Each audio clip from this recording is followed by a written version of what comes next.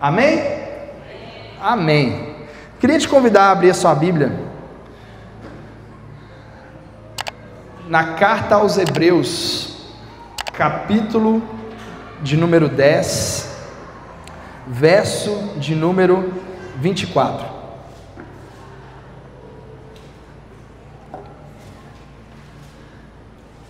Carta aos Hebreus, capítulo 10, verso de número 24.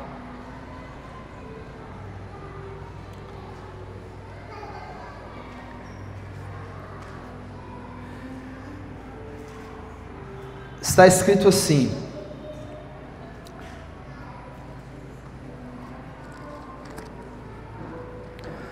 Carta aos Hebreus, capítulo 10, verso de número 24.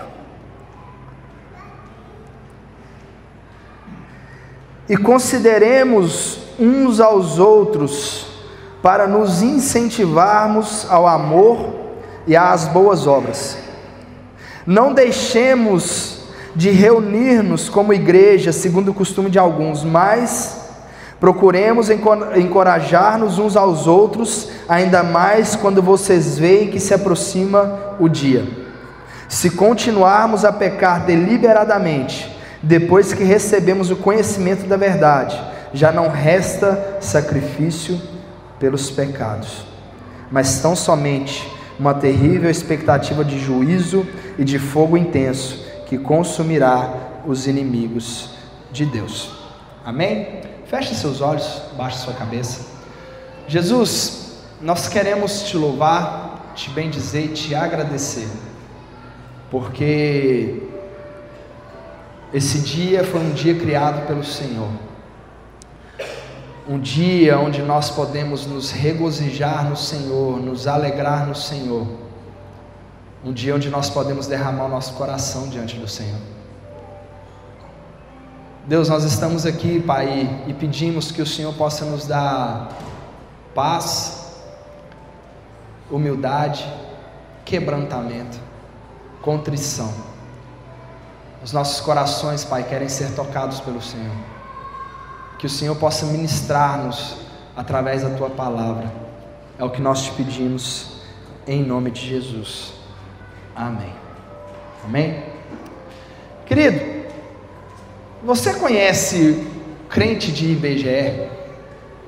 Você sabe o que é um crente de IBGE? Eu não sei se você sabe, mas de 10 em 10 anos o IBGE ele faz um censo, e nesse censo ele levanta várias informações acerca do Brasil, e uma dessas informações é a religião das pessoas. Então eu não sei se você sabe, mas 8 de cada 10 pessoas no Brasil se dizem cristãs, entre católicos e protestantes. Para ser mais exato, é 81%. São 50% de católicos e 31% de protestantes. Ou seja, a maioria esmagadora do Brasil se diz cristã, mesmo que o Brasil seja o país que mais assassina no mundo, mesmo que o Brasil seja o país onde a polícia mais morre no mundo, mesmo que o Brasil seja o país onde uma mulher é estuprada a cada 10 minutos. Nós temos hoje um cristianismo de IBGE. E o que é um cristão do IBGE? Cristão do IBGE é alguém que entende que é cristão, alguém que se identifica com os ensinamentos de Cristo, alguém que conhece a Deus, mas é alguém que entende que não precisa de estar na igreja. É um desigrejado. O que é um desigrejado? Desigrejado é uma pessoa que entende que ela consegue ser igreja fora da igreja. Ela entende que ela pode ser igreja sem estar reunindo enquanto igreja. Ela acha que ela não precisa desse ambiente para ser igreja. Isso aconteceu principalmente depois do advento do rádio. Com a vinda do rádio, começaram a existir pregadores que reverberavam sua voz através do rádio, e as pessoas ouviam aquilo ali, ficavam satisfeitas com aquilo e achavam que não era mais necessário vir à igreja. E hoje, com o advento do YouTube, do Spotify, de várias plataformas, você consegue ter acesso a várias pregações. Você consegue ter acesso às melhores pregações que você quiser. Querido, se você quer ouvir uma boa pregação, você nem precisa vir aqui no domingo. Inclusive, já faço a nossa propaganda, nós estamos numa série de sermões sobre pecados aceitáveis. E os sermões estão nas nossas plataformas, no YouTube, no Spotify. Mas hoje, querido, se você quiser ouvir uma boa pregação, ouvir uma boa canção, um bom louvor, você não precisa de vir para a igreja. Você consegue escutar a eloquência do Jonas Madureira do seu sofá. Você consegue ficar com os olhos brilhando, ouvindo a sabedoria do Emílio Garofalo do seu sofá. Você não precisa de vir para esse lugar. Você consegue ouvir louvores excelentes da cama da sua casa, deitadinho, você liga e coloca. Então, por que sair de casa para ir à igreja? Se para muitas pessoas ser igreja, congregar, é vir para esse lugar ouvir um sermão. Se para muitas pessoas vida de igreja é vir a esse lugar, escutar músicas, escutar alguém pregando e depois ir para sua casa. Se vida de igreja é isso aqui, sair de casa, cantar umas músicas e ouvir uma pregação, será que isso é congregar? Será que congregar é sair de casa, cantar umas músicas e ouvir uma pregação? Congregar é isso, só isso. O que congregar significa para você? Para a maioria das pessoas, congregar é assistir um culto de domingo. Para a maioria das pessoas, congregar é assistir uma exposição bíblica no domingo à noite. Se eu perguntasse para você, onde é que você congrega? Qual informação que você usaria para formular a sua resposta? Provavelmente seria pensar, onde eu escuto um sermão no domingo à noite? Onde eu vou no domingo à noite para ouvir uma palavra? Eu vou lá na Somos Um, então eu congrego lá. Eu vou na Presbiteriana, então é lá que eu congrego. Mas aí vem o nosso texto, Hebreus capítulo 10, verso 25, e o texto diz: não deixemos de nos congregar. O texto está dizendo que nós não podemos ser desigrejados. O texto está dizendo que nós não podemos ser crentes do IBGE. Crente do IBGE é aquele que se identifica como crente, mas não faz nada. Sou católico, nunca foi numa missa, nunca escutou um padre. Sou cristão, mas não congrega, não vai ao culto. A palavra está dizendo: não deixemos de nos congregar. Nós não podemos ser desigrejados. Nós precisamos congregar. Nós precisamos viver vida de igreja. E o texto diz que não podemos deixar de congregar, como é costume de alguns. Olha, algumas pessoas na época dessa carta já deixavam de congregar. Não é um fenômeno novo, não é algo que acontece hoje, não é algo que aconteceu agora por causa do rádio ou por causa do YouTube, não. Deixar de congregar, deixar de se reunir enquanto igreja é algo que acontece desde a época de Paulo, desde a época de Pedro, desde a época da igreja primitiva. O autor aos Hebreus, ele está dizendo que é costume de alguns deixar de congregar. E agora ele está falando assim: olha, não deixei de congregar. Pelo contrário, e o que o autor aos Hebreus diz? O que é o contrário? O que é o oposto de não congregar? Será que é ouvir pregações no domingo? Será que o oposto de não congregar é ouvir um louvor?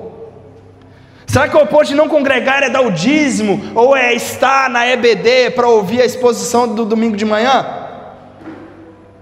O que é contrário de não congregar para o nosso autor? Verso 25: não deixemos de nos congregar como é costume de alguns, pelo contrário, façamos admoestações. Para o autor aos Hebreus, quando alguém pergunta para você onde é que você congrega, a resposta não é o lugar onde você escuta um sermão no domingo à noite. A resposta não é o lugar onde você vai para cantar uma canção. A resposta é aonde você admoesta. Quando alguém te pergunta assim, onde você congrega, de acordo com a Bíblia, a sua resposta tem que ser embasada no lugar onde você faz admoestações. Queridos, é muito fácil falar mal dos desigrejados, é muito fácil falar mal daqueles que falam que são católicos ou evangélicos, mas que não frequentam a igreja. Mas você pode vir a tudo, participar de tudo, você pode fazer tudo e pode ser perfeitamente desigrejado. Você pode participar de todas as coisas que a igreja faz e mesmo assim ser um desigrejado, tanto quanto eles. Por quê? Porque você não admoesta. Se você não vive na prática das admoestações, se você não exorta, se você não ensina, se você não pastoreia, se você não cuida do irmão que está à sua volta, se você não gasta tempo com aqueles que Deus te deu, você não congrega. Você simplesmente frequenta um ambiente de culto, mas é tão desigrejado quanto qualquer um. É por isso que hoje a gente vai falar sobre isso, sobre os crentes de IBGE, sobre o desigrejamento. Hoje nós vamos falar sobre aqueles que querem até vir ao culto, querem até participar das programações, mas não querem viver uma vida admoestando os irmãos, não querem viver uma vida na vida, não querem entrar na vida dos irmãos e não deixam os irmãos entrarem na vida dele. E hoje, eu não quero falar para os outros, eu estou falando para vocês. Apesar desse sermão ir para o YouTube, hoje a palavra não é para o YouTube, a palavra é para você. Eu quero pregar para você que todo domingo está aqui, mas que não vive aquilo que a Escritura define que é congregar, que é viver na prática de admoestações. É cuidado uns dos outros, servir uns aos outros, nos darmos uns aos outros, vivendo um cuidado diário. Congregar para o autor aos Hebreus é animarmos uns aos outros, é servirmos uns aos outros. É isso que a gente vê no começo do nosso texto. No verso 24 o autor diz assim: cuidemos também de nos animarmos uns aos outros. Essa palavra escrita aqui, animar, ela tem o mesmo sentido bíblico da palavra provocar. Quando Paulo fala aos pais, não provoquem os vossos filhos. Aqui está falando no sentido de você provocar ânimo ao irmão, de você provocar o irmão para que ele saia da inércia, para que ele saia da estática, para que ele deixe o lugar que ele está. É no sentido de você fazer com que ele reaja de alguma forma. A Bíblia diz que nós temos que animarmos uns aos outros. Você tem animado seu irmão? Você tem animado aquele que está à sua volta? Você tem dado ânimo àquele que está ao seu lado? Quando alguém vem falar algo com você, você anima essa pessoa? Essa pessoa sai mais de bem ou ela sai pior? Ela sai com mais vontade, mais animada na fé dela, ou ela sai mais carregada, prejudicada e com vontade de desistir? Quando alguém chega para você e fala assim: cara, tá difícil, o que você fala? É difícil mesmo. Até eu estou pensando em ir embora também, porque não está valendo a pena não. Quando as pessoas te procuram para falar de algum problema, o que você responde? Você dá ânimo para elas, você anima essas pessoas. Quando alguém chega te contando uma dificuldade, você é daquele que ajuda a levantar, ou você é daquele que ajuda a pisar e termina de matar? As pessoas saem mais animadas, elas escutam de você uma palavra de ânimo, de exortação, uma palavra que vai trazer conforto, acalento. Ou a única coisa que você sabe falar é assim: procura o pastor. Isso não é minha responsabilidade, não. Procura o Gui, que o Gui resolve. Procura o Nando, que o Nando resolve. Queridos, o ânimo cristão é um ânimo que se dá de forma horizontal. O ânimo cristão é um ânimo que é responsabilidade de todos. Não é tarefa só do pastor trazer ânimo para os irmãos, é uma tarefa de todos nós. A igreja de Cristo edifica a igreja de Cristo, o corpo de Cristo edifica o corpo de Cristo. O ânimo nosso é um ânimo que se dá de forma horizontal. Todos nós devemos animarmos uns aos outros. E sabe o que acontece muitas vezes? Uma sobrecarga de alguns irmãos, porque a gente não consegue animar o irmão, e a gente vai passando isso para que outro faça. No fim das contas tem alguns poucos animando, e outros tantos apenas sugando. Não estou falando isso aqui, queridos, para reclamar. Mas qual foi a última vez que você mandou uma mensagem para o seu irmão perguntando se ele está bem? Qual foi a última vez que você mandou uma mensagem para o seu irmão preocupado com o bem-estar dele? Qual foi a última vez que você perguntou para o seu irmão: você está feliz? Como é que você está? Você está bem? Você está cansado? Você está sobrecarregado? Como está a sua casa? Está faltando alguma coisa na sua casa?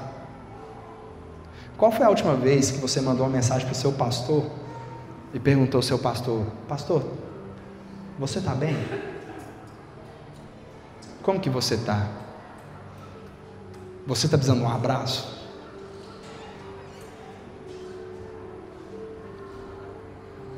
Queridos, dar ânimo para as pessoas não é coisa de pastor, é coisa de crente, é coisa de irmãos. Se animar, se consolar, se ajudar, se incentivar, isso não é tarefa só de pastor, mas é tarefa da igreja.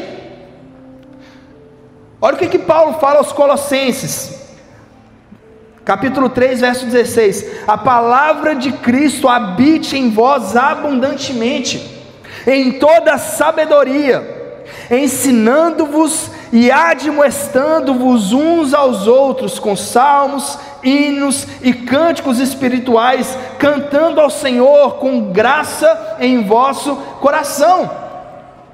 Olha o que Paulo está falando, que é um dever da igreja, ensinar uns aos outros, admoestrar uns aos outros, falar uns aos outros, servir uns aos outros.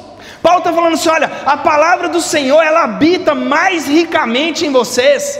A palavra do Senhor, ela habita de forma mais profunda em vocês, quando vocês estão ensinando os outros, quando vocês estão admoestando os outros. Queridos, as cartas de Paulo não foram escritas para pastores, as cartas de Paulo foram escritas para a igreja. Isso aqui é uma responsabilidade de todos. Agora, quando algum irmão chega para você, qual que é o seu posicionamento? É de admoestação? É de ensino? Ou é de jogar a pessoa para baixo? Quando alguém chega para você e fala: cara, eu estou querendo largar tudo para ir fazer seminário, você tem uma palavra de ânimo para essa pessoa? Ou você fala: não, cara, não faz isso não, você vai ser pastor? Você está querendo a vida fácil do ministério? Vida fácil.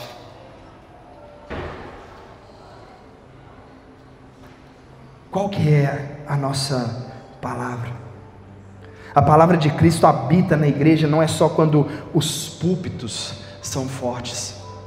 A palavra de Deus, ela não habita ricamente na igreja, não é só quando os pastores são preparados, é quando nós estamos uns aos outros ensinando e admoestando, é quando a igreja assume o seu papel de mestre, é quando o membro da igreja assume o seu papel de exortador.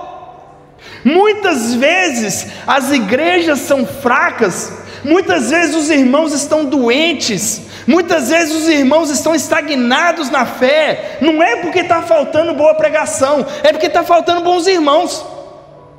Não é porque a pregação está fraca, mas é porque a irmandade e o relacionamento estão fracos. É porque faltam homens e mulheres que assumam para si o papel de ensino, de cuidado, de zelo, que Paulo coloca sobre toda a igreja.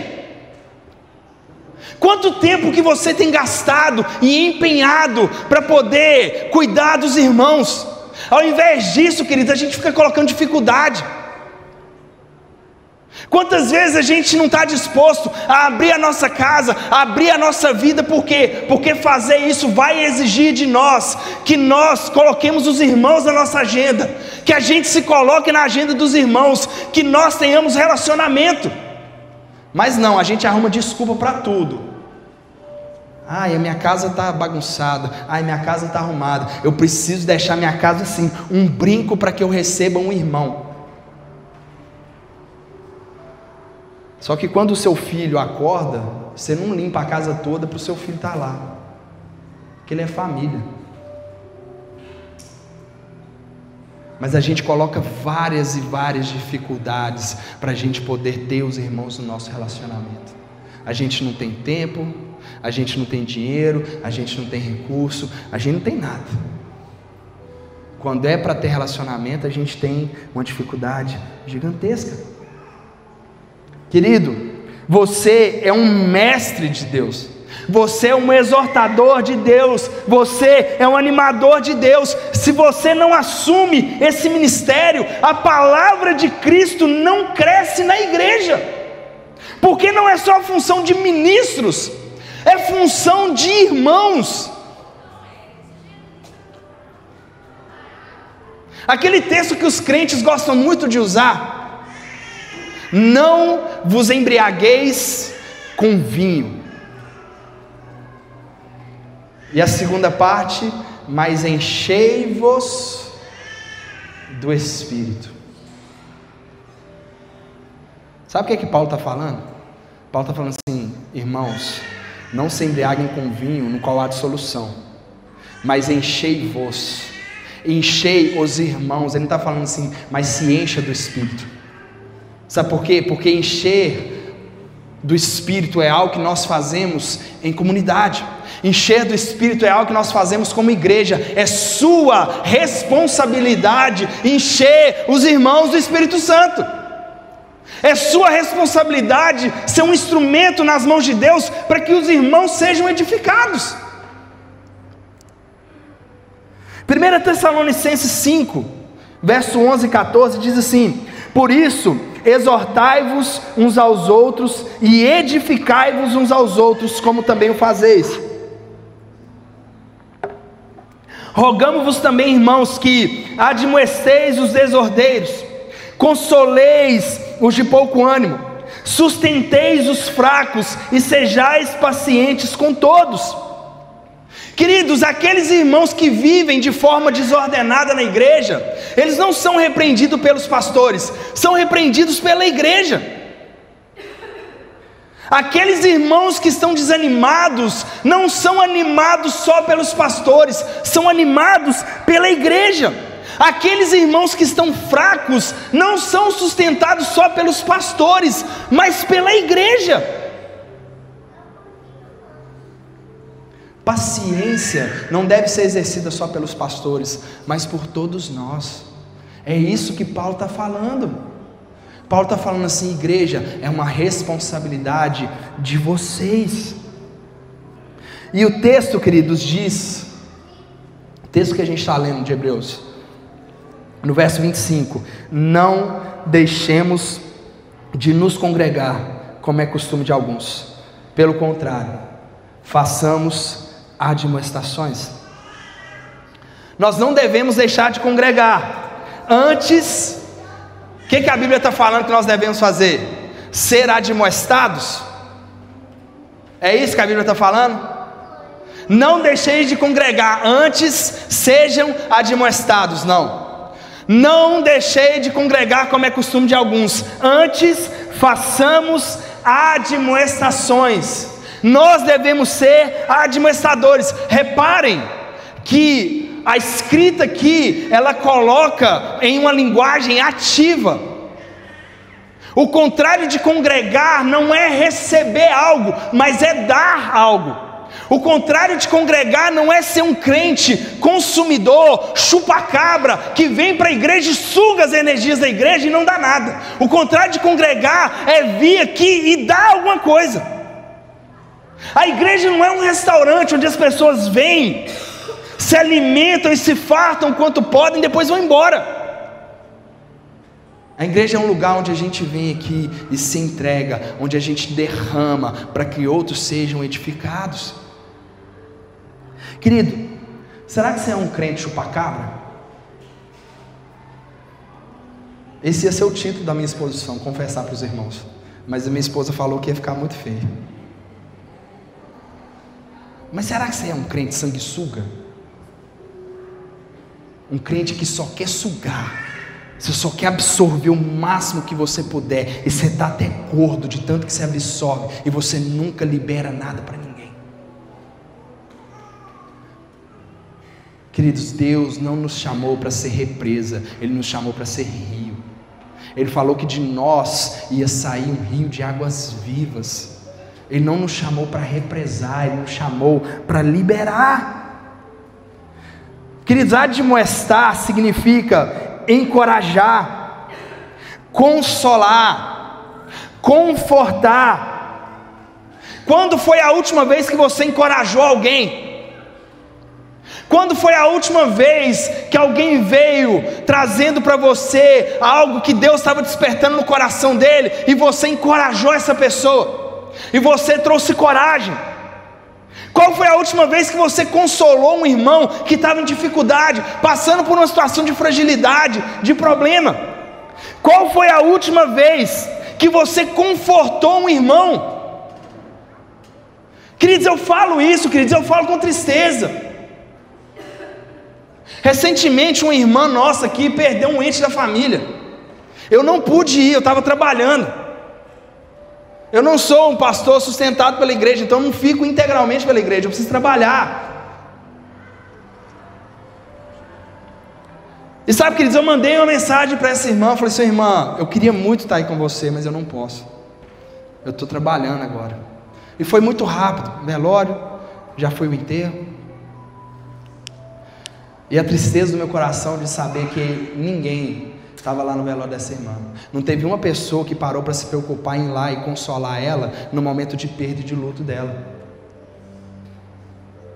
Aí a minha esposa tem que aguentar minha indignação em casa, que eu falo assim: meu Deus, que igreja é essa que nós somos? E queridos, não é só aqui não. Hoje nós temos uma crise de uma igreja obesa, inchada, onde as pessoas não querem se relacionar umas com as outras. Hoje a igreja está parecendo mais uma rave gospel, mais uma balada gospel, do que de fato uma igreja. Você sabe o que é balada? Uma balada gospel, uma rave gospel? É um lugar onde as pessoas vão tentando saciar o desejo que elas têm por comunhão, porque ninguém consegue ser feliz sozinho. Só que elas vão para lá e elas nunca querem dar nada para ninguém. O único desejo delas é saciar a própria vontade. Quantas igrejas hoje estão assim? Cheias, lotadas de pessoas que não querem ter um relacionamento, que não querem ter comunhão, que querem simplesmente ir lá, vou buscar minha bênção e depois eu vou embora para casa. E eu não quero ter vida na vida. Eu não quero ter contato, eu não quero ter crescimento, eu não quero que ninguém vá na minha casa, eu não quero ir na casa de ninguém, eu não quero ter esse trabalho. Queridos, isso não é congregar. Se você acha que é, você está se enganando. Isso não é congregar. Você é um desigrejado, como muitos, se você age dessa forma.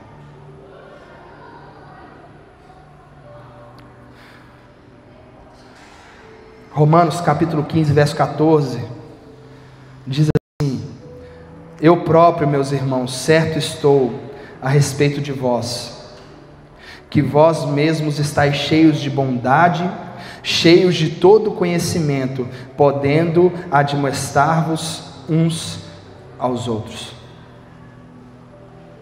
Paulo está falando assim: olha, igreja aos Romanos, vocês estão aptos, porque vocês estão cheios de bondade, de conhecimento, vocês estão aptos para poder admoestar-vos uns aos outros. Irmãos, vocês são aptos para admoestar uns aos outros?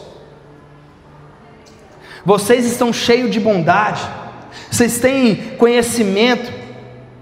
Queridos, a gente não precisa de muito para a gente poder consolar um irmão, a gente não precisa de muito para poder confortar um irmão, a gente não precisa de muito para poder animar um irmão, só precisa de duas coisas: a gente só precisa de ter bondade e de ter conhecimento. E o conhecimento aqui, queridos, não está falando de um mestre em teologia.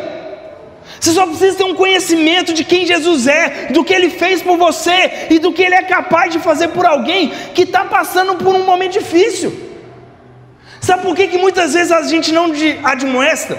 Por que muitas vezes a gente não consola, a gente não exorta, a gente não incentiva, a gente não ajuda, a gente não anima? Porque a gente não tem bondade, porque nós somos maus, porque a gente vê um irmão definhando na fé, a gente vê um irmão se perdendo todos os dias, e do nada a gente fala assim: ó, o irmão saiu, do nada. Não é do nada não, queridos. Um irmão definhou na fé do seu lado e você nem percebeu, porque você não preocupa, você não liga.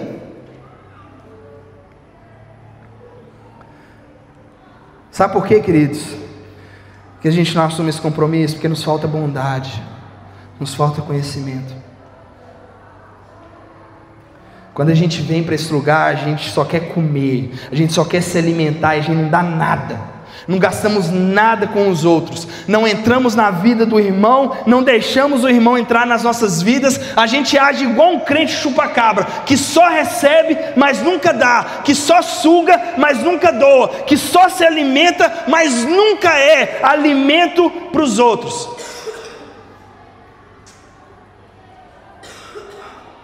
E assim, queridos, nós vamos traindo Jesus.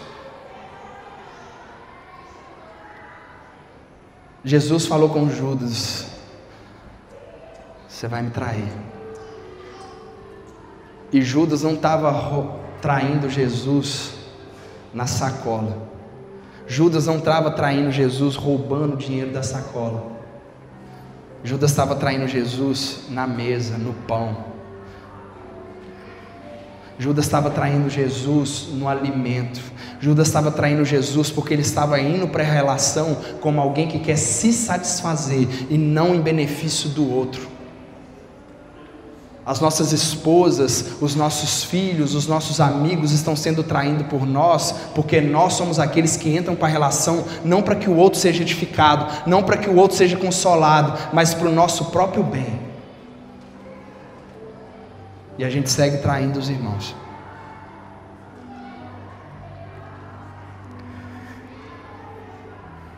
Queridos, como é que um crente do IBGE vive? Primeiro,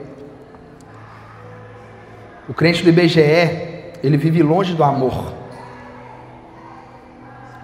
Verso 24: cuidemos também de nos animar uns aos outros no amor. Queridos, quando essa carta aos Hebreus ela foi escrita para um povo que estava experimentando uma perseguição. Com a morte de Estevão em Jerusalém, inaugurou-se um período de perseguição dos cristãos, que rapidamente se tornou uma diáspora, onde os cristãos foram espalhados. E naquele contexto, naquele momento de dificuldade, naquele momento onde aqueles homens e mulheres estavam sendo perseguidos, maltratados, judiados, passando por um momento de dificuldade, eles recebem essa carta: cuidemos também de nos animar uns aos outros em amor. Como, queridos, que a gente se ajuda em momentos de dificuldade? por meio do amor em comunidade. Sabe como que a gente faz para a gente não desfalecer no meio do caminho? Sabe como que a gente faz para enfrentar as dificuldades da vida? A gente vive em comunidade. A gente vive esse ambiente de igreja, esse ambiente de unidade, esse ambiente onde nós estamos na vida do irmão e o irmão está nas nossas vidas. Nos momentos de dificuldade, de desespero, de tempestade, é nos irmãos que nós deveríamos encontrar ânimo e amor. Mas como que as pessoas saem depois que elas encontram com você? Elas saem mais animadas, elas saem amando mais, elas saem amando mais a Deus, elas saem amando mais aos irmãos, ou elas saem com mais ódio no coração, ou elas saem mais carregadas. Um crente de BGE, ele vive longe do amor, porque ele não está preocupado com o outro, ele está preocupado só consigo mesmo. O outro que se lasque, o outro que se dane.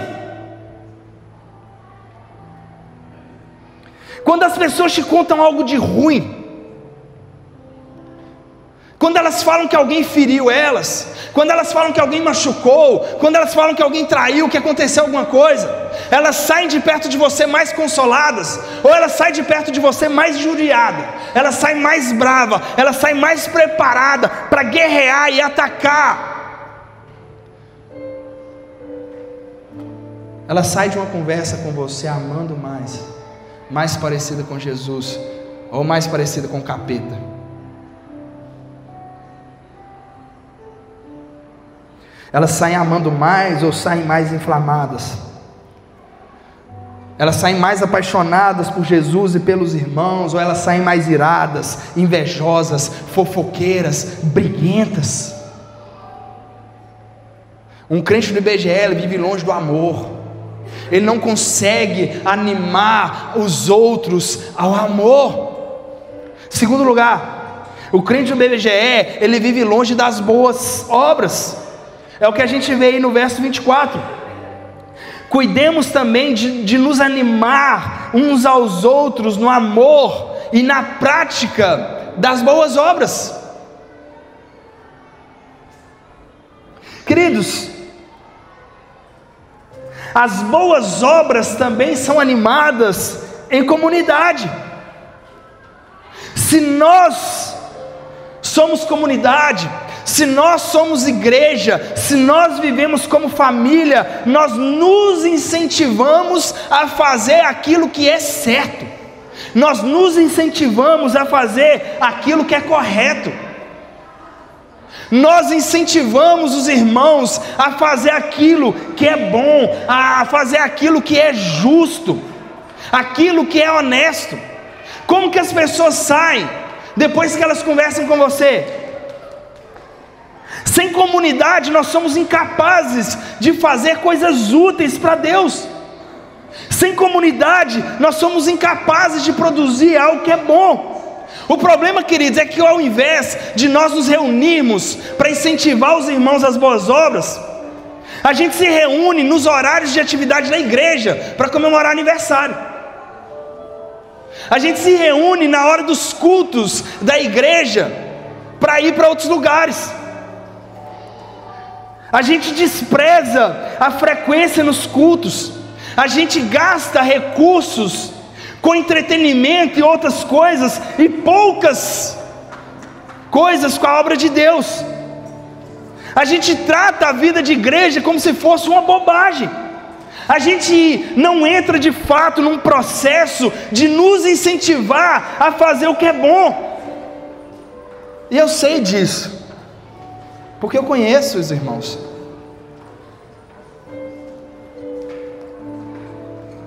Ao invés da gente se auxiliar nesse processo de crescermos em Deus e fazermos mais para Deus, muitas vezes a gente se incentiva à fuga das coisas que são do Senhor. Terceiro lugar, o crente do IBGE, ele vive longe da volta de Cristo.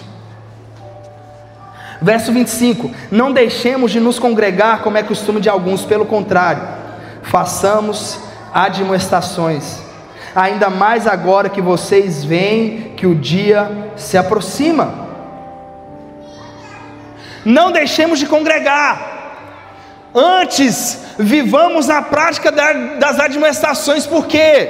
Porque há um dia que se aproxima, existe um dia, o dia do Senhor que está chegando, e esse dia ele chega breve. O dia do Senhor, querido, está vindo. E por que o dia dele está vindo? Porque Cristo está retornando. Nós nos reunimos ainda mais, nós nos admoestamos ainda mais. Ou seja, diante da expectativa do retorno de Cristo, diante dessa expectativa escatológica, a gente vive igreja, a gente se dedica à vida da igreja, porque o retorno de Cristo está próximo. A gente se ajuda mais, a gente se exorta mais. Querido, não está dando para brincar. Talvez você está aqui, deixa eu te falar, Jesus está voltando.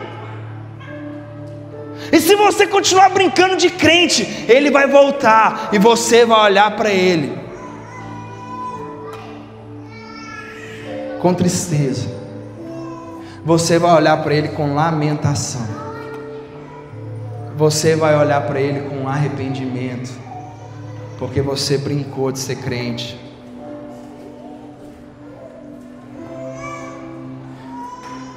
Queridos, esse anseio pelo retorno de Cristo, ele aumenta a nossa comunhão.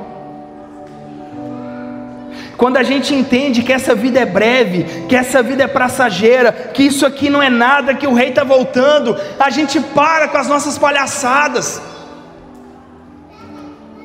Querido, Jesus está voltando, a gente não tem mais tempo para perder com as coisas desse mundo. Jesus está voltando e a gente não tem mais tempo para perder com aquilo que nos afasta de Deus.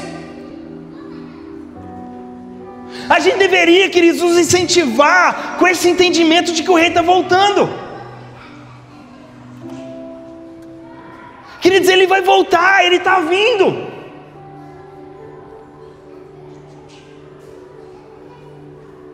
A gente incentiva as pessoas para tudo. Incentiva para casar, incentiva para ter filho. E quantos de nós tem incentivado, falado: busque mais ao Senhor, porque Ele está voltando. Um crente do IBGE, ele vive longe dessa expectativa do retorno de Deus. E em último lugar, o crente do IBGE vive perto do pecado. É o que a gente lê no último versículo, no verso 26. Não deixemos de nos congregar como é costume de alguns, pelo contrário, façamos admoestações, ainda mais agora que vocês veem que o dia se aproxima. Porque se continuarmos a pecar de propósito, depois de termos recebido o conhecimento da verdade, já não resta sacrifício pelos pecados. Queridos, percebam, o texto diz que a gente não deve deixar de congregar. Ao contrário, a gente deve viver em admoestações mútuas. Por quê? Porque o dia se aproxima, Jesus está voltando, e se a gente continuar pecando de propósito, se a gente continuar pecando deliberadamente, acabou. Não tem segunda chance, não vai ter outra. Que eles não têm outro jeito. Não há mais sacrifício pelo pecado. O que o autor aos Hebreus está dizendo aqui é que quando a gente deixa de congregar, é que quando a gente deixa de ter exortação mútua, a gente volta a pecar deliberadamente, a gente volta a pecar com gosto. Quantas pessoas caminharam, prosseguiram, estavam vivendo a vida bem, longe do pecado, crescendo na fé, e do nada essas pessoas se afastaram. Do nada essas pessoas pararam de andar em unidade, pararam de caminhar, e hoje estão afundadas no pecado, e hoje estão mais afundadas do que quando era antes. Talvez para elas fosse melhor nunca ter conhecido, do que ter conhecido e caído. estão afundadas. Querido, você sabe por que você não vence seus pecados? Sabe por que vira e mexe, você que é homem cai na pornografia de novo? Sabe por que você cai na mentira, na fofoca, no alcoolismo, na soberba, na arrogância, na maledicência? É porque você não congrega. É porque você não deixa que os irmãos entrem na sua vida. É porque você não abre a sua vida com os irmãos. Porque você não vive vida de igreja. Porque se vivesse, se deixasse Deus usar a igreja para fazer aquilo que ela foi chamada para fazer, para te afiar, você venceria os seus pecados. A palavra fala: se você quer ser perdoado, confessa para Deus. Se você quer ser curado, procure os irmãos. Só que a gente não quer essa igreja. A gente não quer ter esse trabalho de procurar uns aos outros. A gente não quer ter o trabalho de se humilhar e abrir a nossa vida e mostrar para os irmãos a nossa miséria.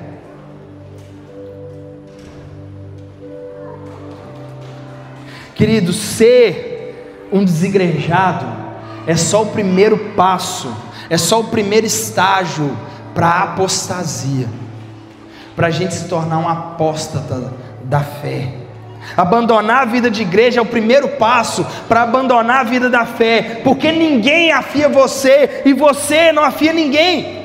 Não é à toa que a Bíblia diz que é melhor ser dois do que um, porque quando você cai sozinho, não tem ninguém para te ajudar, e você afunda mais, você chafuda na lama mais, você se suja mais, porque não tem ninguém para te ajudar. Ser um crente do IBGE te faz viver uma vida pecaminosa, mas saborosa. Queridos, quando nós abandonamos a exortação mútua, o que nós encontramos é uma vida de pecado mais saborosa. Nós voltamos a pecar de propósito quando a gente perde vida de igreja. Hebreus 3:13 diz: pelo contrário, animem uns aos outros todos os dias durante o tempo que se chama hoje, a fim de que nenhum de vocês seja endurecido pelo engano do pecado. Como que os irmãos são endurecidos pelo engano do pecado? Como que as pessoas são endurecidas pelo engano do pecado? Quando todos os dias elas escolhem não viver vida de igreja. Você quer vencer o seu pecado, você quer ser alguém quebrantado, você quer ser alguém contrito diante do Senhor, viva vida de igreja.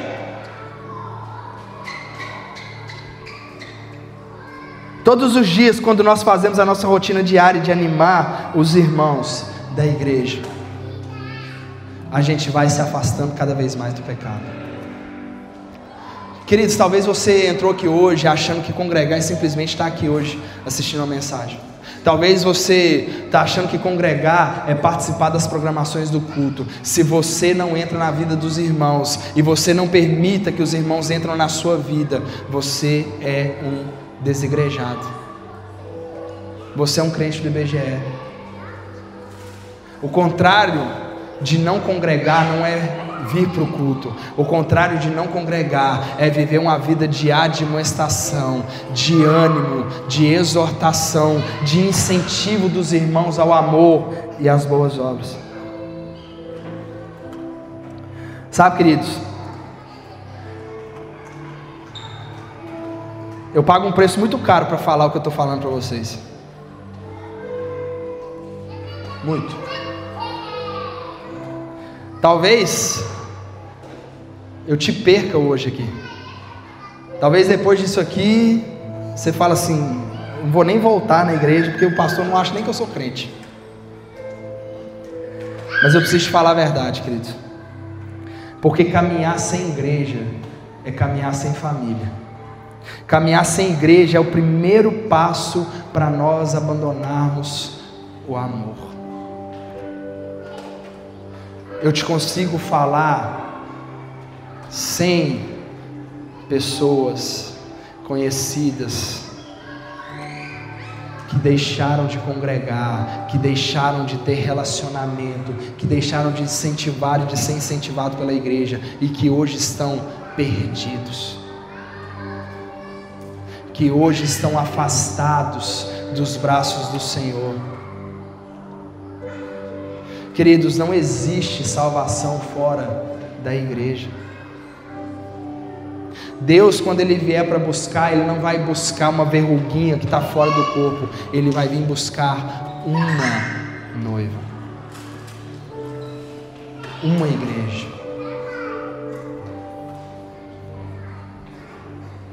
Eu queria te convidar a se colocar sobre os seus pés.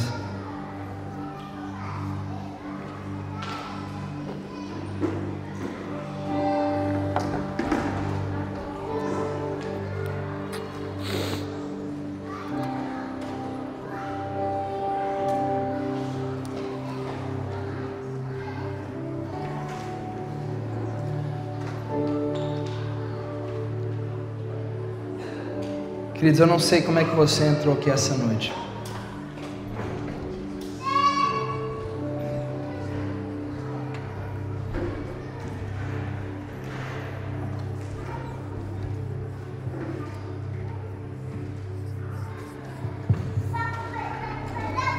Houve um problema técnico, o salgado estourou tudo, vai ter que cancelar a venda. Fechou?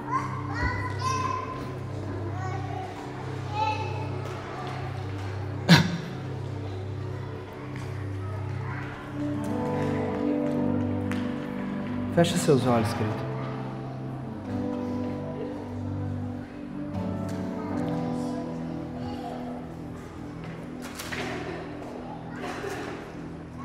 Querido, talvez a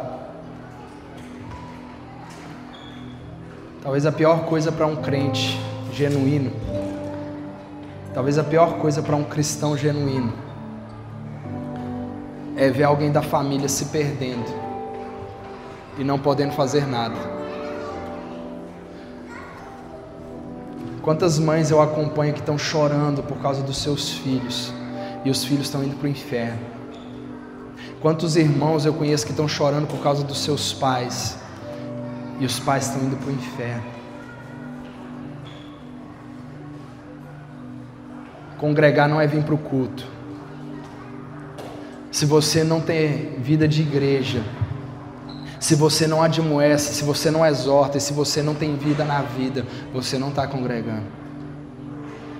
Hoje Deus está te chamando para um arrependimento, queridos, e eu estou falando isso com muito, muito temor no meu coração.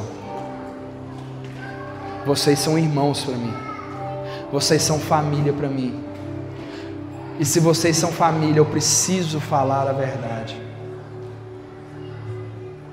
Talvez a pior dor é ver um familiar indo para o inferno, e talvez você tenha a oportunidade de falar e não fala nada. Hoje é um dia que você está ouvindo, você está falando. Se essa palavra falou com você, eu queria te convidar a colocar a mão sobre o seu coração.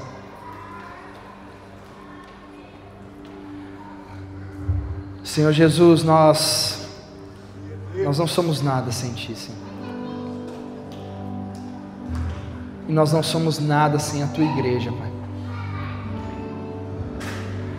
Eu sei, Deus, que um dia do Senhor está chegando. Eu sei que o Senhor em breve virá e o Senhor não vai vir buscar pessoas fora do corpo.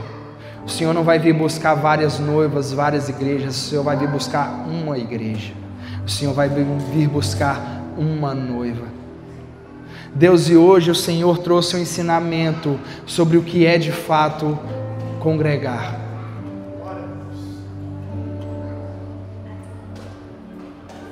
Jesus, que o Senhor possa tomar o nosso coração nas Tuas mãos e que o Senhor possa transformar o nosso entendimento, Pai.